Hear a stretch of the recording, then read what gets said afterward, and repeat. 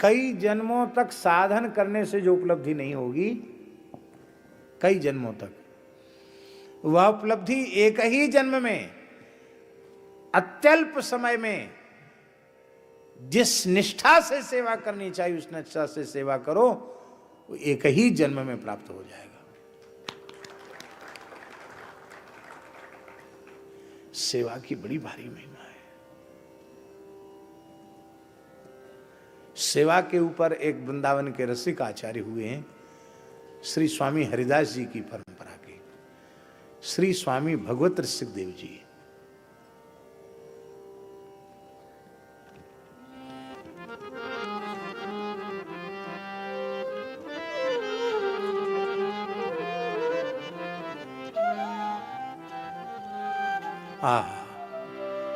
श्री स्वामी भगवत रसिक देव जी महाराज वे कह रहे हैं, सेवा का स्वरूप क्या है।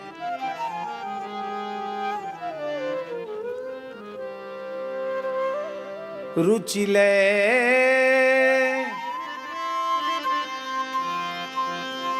शुचि सेवा करे,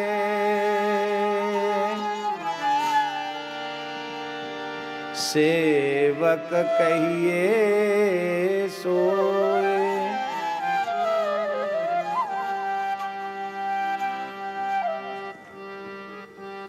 रुचि ले शुचि सेवा करे, सेवक कहिए सोए। तन मन धन अर्पण करे, रहे अपन को खोए। कितनी प्यारी बात है। सबसे पहले सेवक का धर्म है सेव्य की रुचि का विचार करे। रुचि ले शुचि सेवा, रुचि सेवा और शुचि सेवा। महाराज जी, सेवा में कामना आई नहीं कि पवित्र से पवित्र सेवा अशुचि होगी।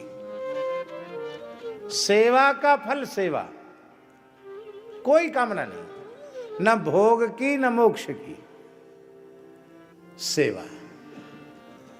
अरे भगवान खुद कह रहे हैं, सालोक्य सार्ष्टि सामीप्य सारूप्यैकत्वमप्युत दीयमानम न गृह्णन्ति विना मत सेवनम जना। ये उत्तम सेवा है, कोई कामना नहीं। सेवा का फल सेवा है, सेवा का और कोई फल नहीं है। रुचि ले शुचि सेवा करे, रुचि पूर्वक सेवा करे, स्वामी की रुचि का विचार करे और निष्काम सेवा करे। सेवक कहिए सोए, तन मन धन अर्पण करे। अपना कुछ बचाकर न रखे, अपना सर्वस्व गुरुदेव के चरणों में, उपासक के चरणों में, सेव्य के चरणों में अर्पित कर दे। और अर्पण करने के बाद रहे, निकट रहे। कैसे रहे? अपन पो खोए। अपन पो खोए का अर्थ है महाराज जी, बहुत से लोग तन मन धन सब अर्पित तो कर देते हैं संतों के, गुरु महाराज के चरणों में, और जब लोग आते हैं दर्शनार्थी तो उनसे कहते हैं कुछ नहीं था गुरु जी के पास, ऐसी टपरिया में आके बैठे थे। ये सेवक सब जमीन खरीदी, ये बना दिया। यहां की एक एक कील इस सेवक की लगाई हुई है। आपके ही मुखारविंद से एक बार सुना था कि कोई महात्मा थे, बहुत अमीर घर के थे, वैराग्य हो गया, घर छोड़ दिया। तो बात बात में गुरु भाइयों में झगड़ा होता तो कहते, अरे हम ऐसे वैसे भूखे नंगे घर के नहीं हैं, ऐसे साधु नहीं बने, लाखों की संपत्ति पर ठोकर मार के आए, लात मार के आए। तो गुरु महाराज ने कहा कि बच्चा अभी लात छूटी नहीं है, लात वहीं की वहीं चिपकी हुई है। कहां छूटी लात? सर्वस्व समर्पण करने के बाद फिर ये अहंकार न रहे कि मैंने किया, मेरे द्वारा कुछ हुआ। इस पद्धति से गुरु सेवा में रहेगा तो रहे अपन पो खोए, द्रवे तब हरि गुरु देवा। कुछ करना नहीं पड़ेगा, द्रवे द्रवित हो जाएंगे, प्रसन्न हो जाएंगे। और अन्न मांग्यो सब मिले, कुछ मांगना नहीं पड़ेगा, सब कुछ प्राप्त हो जाएगा। जान ले वे सुचि भेवा, परमार्थ के सारे पवित्र भेद उसको अपने आप ज्ञात हो जाएंगे, सारे रहस्यों का बोध हो जाएगा। इतना ही नहीं महाराज जी, संचित क्रिय प्रारब्ध कर्म सवे जाय मुचि। सेवा से संचित नष्ट हो जाए, क्रियमाण का बंधन समाप्त हो जाए, इसमें बहुत आश्चर्य नहीं है। पर एक भगवत प्राप्त पुरुष की वाणी है, वे कहते प्रारब्ध भी नष्ट हो जाता सेवा से। वो अपनी त्याग तपस्या से भी प्रारब्ध नष्ट नहीं होता, पर सेवा इतनी ऊंची वस्तु है कि सेवक के प्रारब्ध का भी क्षय हो जाता है। ऐसे कितने उदाहरण हैं। स्वामी ने सेवक के प्रारब्ध को अपने ऊपर ले लिया।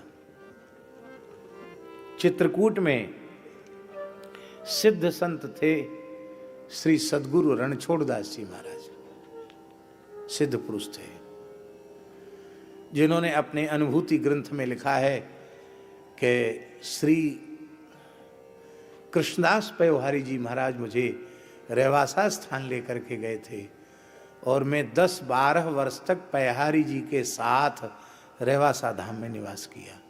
अपनी अनुभूति की पुस्तक में रणछोड़दास जी लिख रहे हैं। सिद्ध पुरुष थे और चित्रकूट में जब वो साधन करते थे तो केवल एक ही शिष्य था उनकी सेवा में, विलक्षण शिष्य था। ऐसा समझो जैसे काया की छाया। तो महाराज कठोर साधन करते थे। प्रारब्ध तो प्रारब्ध है। वो शिष्य को पहले कफ खांसी बनी और फिर दमा हो गया, श्वास हो गया। अब इतना भारी श्वास उखड़ गया, आप कल्पना कीजिए, आज से लगभग 80-90 वर्ष पुरानी बात होगी। उस समय की कल्पना कीजिए कि उस समय चित्रकूट में क्या स्थिति होगी। औषधि के नाम पर कुछ, न कोई चिकित्सक न कोई दवा।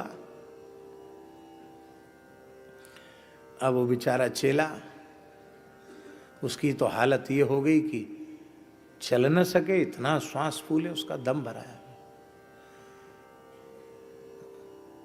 तो गुरु महाराज अपना साधन कम करके उसका ध्यान रखने लगे। रो रहा था, बोले आज हम कुछ नहीं खाएंगे पिएंगे नहीं, हम तो अनशन करके प्राण त्याग देंगे। तो श्री रणछोड़दास जी ने कहा क्यों बच्चा, क्यों? बोले हम तो इसीलिए, हमारा और कोई भजन साधन नहीं, हम तो इसीलिए श्री चरणों में आए थे कि हम अहरनिश सेवा करेंगे, पर हमारे शरीर का ऐसा पाप उदय हो गया कि अब आपको हमारी सेवा करनी पड़ रही है, तो मैं जीवित क्यों रहूंगा? तो वो मुस्कुराए, बोले वैसे तो बच्चा थोड़े दिन की बात है और भोग लो, ठीक हो जाएगा, क्योंकि भोग से ही कर्म का क्षय होता है। लेकिन यदि इतनी व्याकुलता है तो ठीक है, तुम ठीक हो गए, समझ लो ठीक हो गए, अब करो सेवा। और महाराज को बस थोड़ा ज्वर आया और फिर ऐसा दमा, श्वास लेना मुश्किल। और महाराज जी बताते रहे ये दवाई करो, ये करो, तो करो। बोले चलो, तुमने नहीं भोगा, तुम्हारा हमने भोग लिया।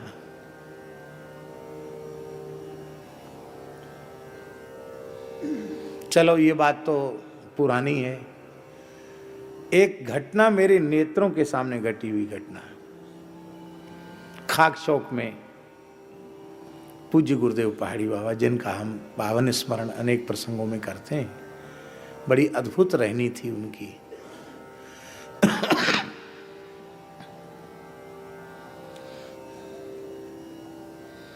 सर्वभूत हिते रताः के वे। पापा, मैग्नीफाइंग ग्लासेस डिटेक्टिव के लिए होते हैं, आपके लिए नहीं। बेटा, इन आंखों से अब बारीक अक्षर पढ़े नहीं जाते। सर्वभूत हिते रताः के वे मानव प्रतीक ही थे।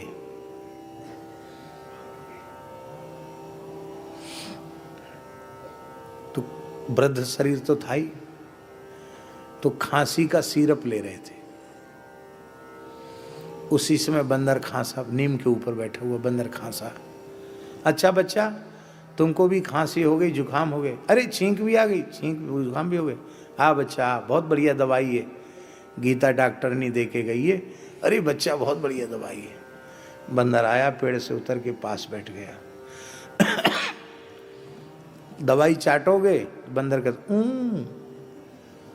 तो अच्छा, तबीयत ठीक है? आंखों देखी घटना महाराज जी। तो बंदर ने हाथ ऐसे बढ़ा दिया, तो महाराज जी ने ऐसी कलाई पकड़ी। अरे राम राम राम, ओहो, हे भगवान, हे भगवान, हे गोविंद, हे गोपाल, अरे राम राम राम, इसको तो बहुत तेज बुखार है। अरे राम राम, इसको तो बहुत तेज बुखार है। ओहो, बहुत तेज बुखार है। इस बेचारे को कौन दवाई देगा? इसका कौन इलाज करेगा? ले बच्चा, बुखार की दवा तो मेरे पास नहीं है, खांसी की दवा है। ए मुंह खोल। बच्चे, बंदर ने मुंह खोल दिया, तो उंगली से जीभ पर खांसी की दवाई चटाई। तांबे की एक लुटिया रहती थी, उससे अपने हाथ धो लिए और थोड़ी देर में कांपने लग गए। बोले बच्चा, हमको भीतर ले चलो, कोठरी में ले चलो। कंबल ओढ़ लिया, भीतर गए। तेज बुखार, केवल 10 मिनट में तेज बुखार।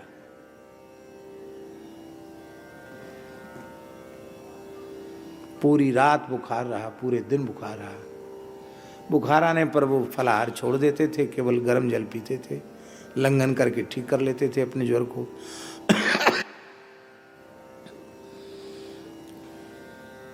बाद में बोले, हमसे बोले देखो, बंदर की खांसी तो दवाई खाने से ठीक हो गई, और बुखार हमने भोग लिया, बंटवारा कर लिया, और हमारा भी बुखार उतर गया, बंदर भी ठीक हो गया। अब सोचो, बंदर से उनका कौन सा स्वार्थ था, और बंदर भला किसकी क्या सेवा करने वाला है। आज सवेरे सवेरे महाराज जी 5 बजे, 5 साढ़े 5 बजे हजारों गलगलिया चिड़िया आती, उनके दरवाजे पर पंजा और चोंच से प्रहार करने लग जाती, चीची चीची करने लग जाती। तो जैसे ही गेट अपना खोलते, कक्ष का द्वार खोलते, सैकड़ों हजारों चिड़िया भीतर, कोई गोद में बैठी, कोई यहाँ बैठी, कोई जटाओं पर बैठी, और सबको नमकीन खिलाते थे महाराज जी अपने हाथ से। तो बढ़िया गाय के घी का नमकीन प्राय तेल में ही लोग करते हैं, महाराज जी की लीला। वो उमंग नाम का बढ़िया कंपनी का घी आता था, उस घी में नमकीन बनाते थे। तो एक दिन तेल में बना दिया, तो जैसे ही डिब्बा खोल के नमकीन बिखेरा, चिड़िया नाराज हो गई, नहीं खाया उन्होंने नमकीन। हमारा नाम लेके बोला, अमुकदास, हमारा जी, देखो बच्चा, साधु की जबान नहीं बिगड़ती है, ये पक्षी हैं, इनकी जबान बिगड़ गई। नाराज होके चली गई, कहती हैं कि घी का माल खाएंगी, तेल का नहीं। राम राम राम राम, बेचारी इतनी आई थी, इनकी आज भिक्षा नहीं हुई। आंख में आंसू आ गया। बोले जा बुला के लाओ। अब मैं कैसे बुलाऊं चिड़ियों को? जा बुला के लाओ, महाराज बुला रहे हैं। हमने कहा आओ आओ चिड़िया, महाराज जी बुला रहे हैं। फिर चिड़िया आ गई। तो एक डिब्बा भर के किशमिश रखे थे, अच्छा माल खिलाते, लो किशमिश खाओ, किशमिश खाओ, किशमिश फैला दिया, किशमिश खाई।